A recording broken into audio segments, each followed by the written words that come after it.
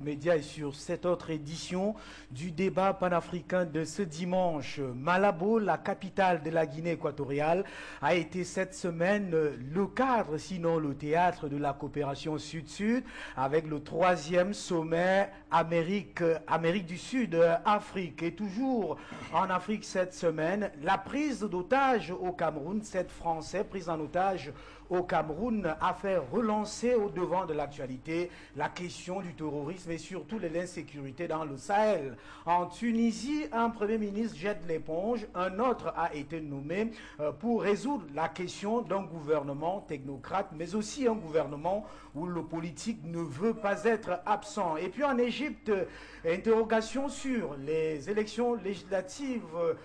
Mohamed Baradei, l'opposant, a dit contester l'organisation de ces élections en Égypte. Madame, monsieur, au cours de cette émission du débat panafricain, nous allons aussi parler de l'élection du prochain pape, une élection en réalité qui est en attente dans le monde catholique, mais aussi dans la communauté internationale. Et dans cette émission, le cardinal Christian Toumi, archevêque émérite de Douala, sera avec nous pour donner sa lecture sur cette élection, mais aussi beaucoup plus sur la marche du monde, un monde qui pour lui est plongé dans une immoralité et dont il s'apprête justement à publier un ouvrage pour donner des réponses sur cette situation du monde actuel. Voilà pour la trame du débat. Le débat va commencer tout à l'heure, mais avant de vous retrouver avec nos invités qui sont déjà en place, je vous propose d'abord la synthèse de la revue de la presse.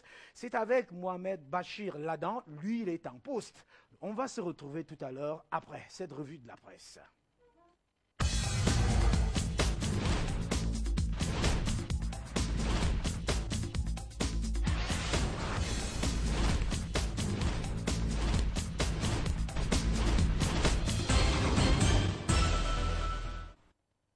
Une action est dénommée terrorisme lorsque ses effets psychologiques sont hors de proportion avec ses résultats purement physiques.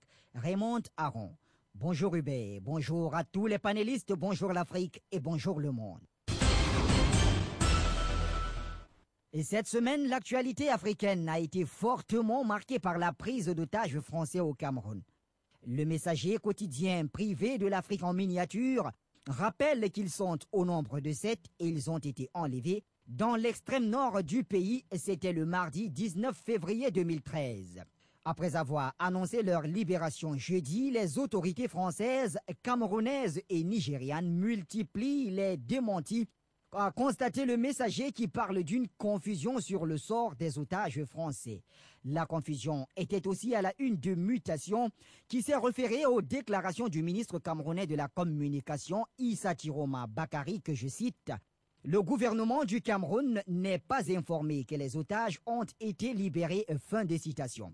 Mutation révèle qu'au secrétariat d'État à la Défense, certaines sources soulignent que les otages n'ont même pas encore été localisés. Un flou total, comme le note Mutation. Et au lendemain de ce rap, le journal du Tchad révèle que le Quai d'Orsay met en garde contre tout déplacement dans le nord du Cameroun.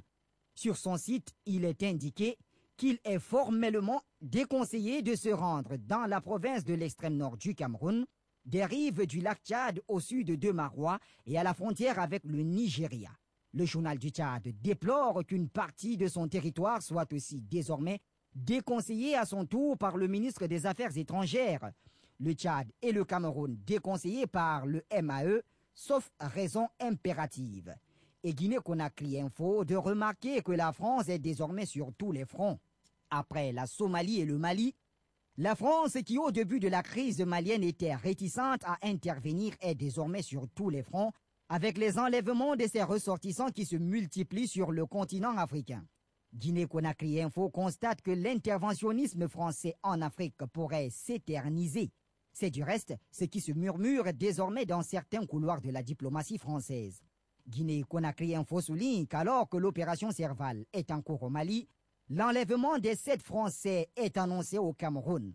Voyant dans cette multitude d'enlèvements comme une tache noire pour son mandat, le président français François Hollande y dépêche aussitôt des gendarmes et même, selon certaines sources, quelques éléments des forces spéciales. Restons en Afrique de l'Ouest et en Côte d'Ivoire, où l'intelligent d'Abidjan nous apprend qu'au 3e jour d'audience de confirmation des charges contre Laurent Gbagbo à La Haye, on a assisté à une longue série de déballages. L'accusation a indiqué qu'après Gbagbo, chacun répondra tôt ou tard de ses crimes supposés.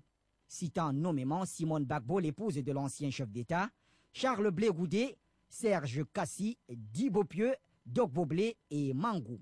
L'intelligent d'Abidjan a